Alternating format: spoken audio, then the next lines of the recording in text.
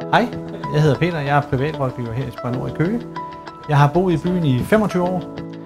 Tillid og fleksibilitet er de nøgleord, jeg bruger i min rådgivning. Tillid er i forhold til dig og mig. De aftaler, vi indgår, dem holder vi begge parter. Og fleksibilitet i forhold til, at hvis du vil have et møde med mig kl. 7 om morgenen eller kl. 21 om aftenen, så gør vi det. Privat bor jeg i Køge sammen med min kone. Vi elsker at gå på havnen og kigge. Vi elsker at gå op på torvet og køre rundt på vores cykler. Og derigennem er også en af mine allerstørste interesser, det er at cykle. Jeg er gammel fodboldspiller og har ikke ben til det mere, så nu er jeg begyndt at cykle og har i år cyklet Sjælland rundt 305 km. Det er jeg faktisk rigtig, rigtig stolt over, at jeg har klaret. Jeg er super glad for at være her i Spar Nord.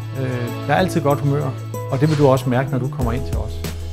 Vi er ikke en almindelig bank, som bare laver bankting. Vi laver også arrangementer for dig, din familie, og der hygger vi os sammen, uden at det absolut har noget med bank at gøre. Så jeg glæder mig rigtig meget til at se dig her i Spar Nord.